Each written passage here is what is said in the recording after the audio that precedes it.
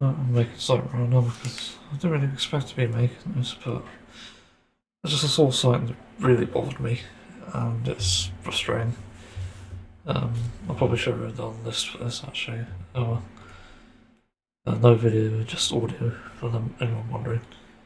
I saw a YouTube short of someone on a plane who was basically pointing out that the engine, like the back of the engine, was taken off and drove away.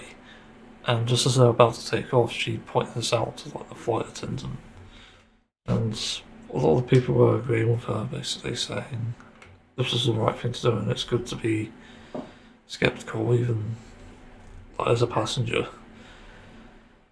that sort of thing, because it could mean preventing disaster. And then one of the comments on it, which had somehow 500k likes, was basically saying introverts would never do this, never speak, even call it out, they'd be too scared to ask a question. It's like, what? Like, how are you generalising people this badly? It's just absolutely baffling. Like, introvert doesn't mean too scared to speak. There's no definition that ever says it's that. And this is why this video is called In Defence of Introverts. And it sounds biased coming from me, being introverted myself, so much so that I don't really speak in person, ever. Yeah, it just bothers me as well. And there was a comment saying like, "Yeah, this is me." Which had 10k likes, but it's like whatever. But I've seen it before. Like I was watching Ted Lasso years ago, and there was a comment on it that really bothered me as well, and that was also partly to do with like Nate's storyline. If anyone has ever seen that, there was this comment saying, I forgot the woman's name, Rebecca. I can't remember her name. She said that quiet people are creepy and always are or something. It's along those lines, and it's just something that really bothered me. And I did research on it back then and figured out that generally society doesn't see quiet people or even introverts as valuable people in society, which sucks. And because there's that stigma, you end up getting people making generalizations. So many people do on the opposite end of like other topics as well. Like you see people accusing LGBTQ plus people of basically being paedophiles and child abusers, whatever, or just over sexualizing things. But that is not the case at all. If you even did the bare minimum looking into it, that is not the case, and the same can be said with introverts. Like, while the spread of information can be useful, other people will use it to bad effect. And it's these people making these types of comments, whether it's in the show, Ted Lasso, or even in YouTube comments, whatever. Although there is something up for debate of like whether that was botted or not. Like, you can't discount that a lot of things we see are probably related to bots or AI. That's generally rooted in some quite strong evidence anyway. But yeah, this is a serious problem, and I feel I need to speak up on this really. Um, yeah, like, there's nothing wrong with introverts, and I think people take things drastically out of context when it comes to introverted people. Like, there's a reason there's so much stigma against autism, and that's because people have perpetuated this notion that a generalization actually it's like the autistic people are not empathetic and not caring. And there's even some that say like autistic people are somehow more prone to like paraphilias or even something like I don't know what you call it. I'm trying to figure the words. I can't remember. There's something there, and that's always perpetuated by news articles and scaremongering and stuff. And there's countless stories of like supposedly autistic people who've gone to prison, and it's always minorities. Keep this in mind. You never see headlines saying like neurotypical person goes to jail, or something like, I don't know, there's like all these transgender articles, and it fucking sucks because this has got nothing to do with what they've got, essentially. Like, it can explain some events, but it doesn't mean it's directly correlated to it. Like, most transgender people are autistic, for example. That's rooted in evidence, but it doesn't explain crimes. And in general, just more atrocities and stuff. And also keep in mind that when you look at it, look at the evidence as well for this, the minorities are actually doing quote unquote bad things are in the minority again. Like, there's less percentages of people with disabilities or different genders or sexual orientations. There's never a good correlation between the two. And then people take that out of context and use that as evidence. They use it as an argument against even as well. And this is based on disinformation as well as misinformation. It's and we do live in scary times to an extent because of what's happening in the US at the moment, with Trump basically trying to erase history and fundamental truths, and also I think scrubbing away democracy, which is disastrous. Like, we live in a world where we can vote just because we have the power to do so, and we need to have conflict in order to progress. And then you get people who take advantage of that in a bad way and end up regressing. And as a result, we never have anyone who's actually in the middle, who can appeal to both audiences. And this is a top tip really for politics, as weird as it sounds.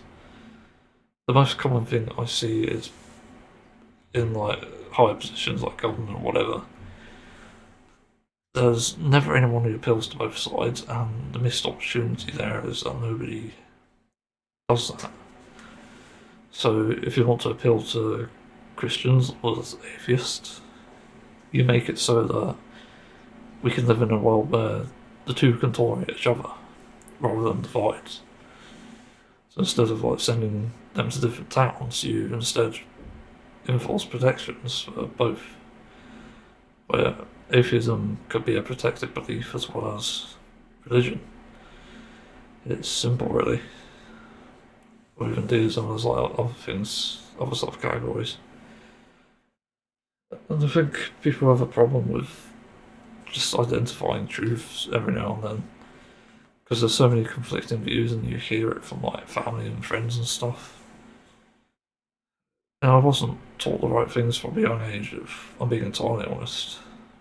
Definitely flaws in how I was brought up, and part of the good thing of my upbringing was actually having divorced parents, because I got conflicting views. Whereas if I had just the two, then if they were together, I mean, then it would just be one set belief, and it wouldn't teach me anything.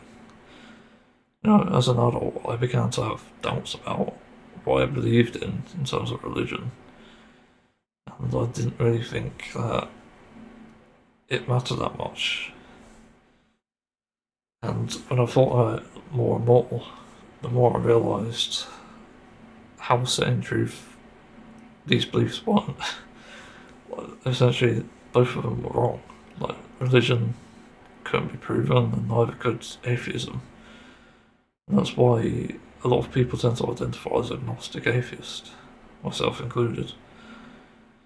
It's a very difficult thing to even prove, because it requires things that are so like overwhelmingly in favour of it. Like, to prove a God, you need to do something godly, and to prove atheism, you need to essentially prove there isn't a God. It's like such a drastic thing as well. I don't really blame people for getting confused in that context, and that's why I think there's such a big divide And when people can't tolerate the other side, and sometimes there's good reason not to tolerate it, it's when it comes down to like whether you believe something or not that isn't even like controversial in that sense. Like if I say believed in God but didn't prescribe to religion, that's fine. Nobody should have a problem with that. And likewise, shouldn't have a problem with finding community. And to an extent, even like reading the Bible. But it's when people prescribe to certain beliefs that there is a problem, and these certain beliefs tend to have both harmful and good things. And it's when the harmful things happen that it's bad. That's why we can't tolerate it, and it's the same with just introverts and extroverts. There's different sort of it's a term wheelhouses. I don't know. There's something like that. And so, like, with introverts as well, I think it's important to understand that you have to be patient with them. I think the problem with extroverts is like, if you can see anyway, I've noticed this in real life too, there's no patience at all. I think one of the ways to look at introverted people, fucking voice. You just sort of need to look at it as a positive thing and a learning opportunity. Because I think if you're not patient enough, then you shouldn't really be socialising. Simple as that. And I think it's because extroverts have actually. I'm assuming that people are making comments against introverts or extroverts, and I'm assuming that they're making things worse for introverted people. And I think this has been demonstrably proven anyway. And I started looking into like why people hated introverts and stuff, as I said. And the most common thing I see is the word boring. And this is why I bring up patience being essentially a virtue. Um, it's important to be patient because introverts definitely aren't boring, and in my experience, we can live interesting lives, and people often comment on the various things I do in my life that I'm busy with, hobbies and gaming and whatever. It's a conversation starter, and that's how you can actually find a middle ground. As an introvert, you can socialise based on the hobbies you have. And there is something else I've got to respond to after this actually, related to that comment. There's like many things that an introvert can do that extroverts can't, and that's important to understand. I think a lot of the time it's like extroverts seem to pull the wool over their eyes and stick their head in the sand in a sense. My voice has changed again. Great, thanks. I don't know why my voice won't sort itself out. I'm 28. It's fucking nuts. Uh, yeah, like instead of blocking everything out, you need to open yourself up. Like open your mind, open like opportunities and stuff. Uh, Tolerate introverted people because in most cases they'll be the most wisdom, and there will be definitely like some people who aren't right and definitely could seem a bit suspicious. Like I definitely agree with that. There are definitely people like that out there. Not everyone is, and this is important because the generalisation is what's damaging people's lives. It's what's causing them to suffer, and often suffer in silence. And I often see extroverts talking about, like for example, dating confident people, or even like supporting charities like suicide prevention and disability. But it's extremely hypocritical to do that when you're saying things like introverts don't deserve to exist, don't deserve to be listened to or anything. Like you're not helping the cause by doing that, and instead you're being the problem. And I do see that commonly actually among depressed people. Is like they are introverted usually. They to keep to themselves, but the other thing is they don't get hurt, and because they're not heard, uh, they end up here. And so it just becomes one endless cycle, and in the end, I have to wonder what the intent is behind extroverted people when they make these comments. Um, which also reminds me of something else. Is like there's a movement that I'm coining and creating basically where there's no such thing as true suicide prevention because charities have trivialized it and essentially profited off it, profited off our suffering and various suicide attempts, and given the people who have committed suicide, and that's a problem in itself because I don't think you can ever have suicide prevention without looking at the source, without caring. And what charities do, anyway, in my experience of talking to them, and you can't comment if you haven't talked to them, they go off a list of various things that are trivialising essentially what someone's going through. They generalise as well. This is the other thing. And if you're feeling suicidal, they might ask why, and they'll give you quote unquote support. But they can only give you support to the extent that they've got it written down on paper.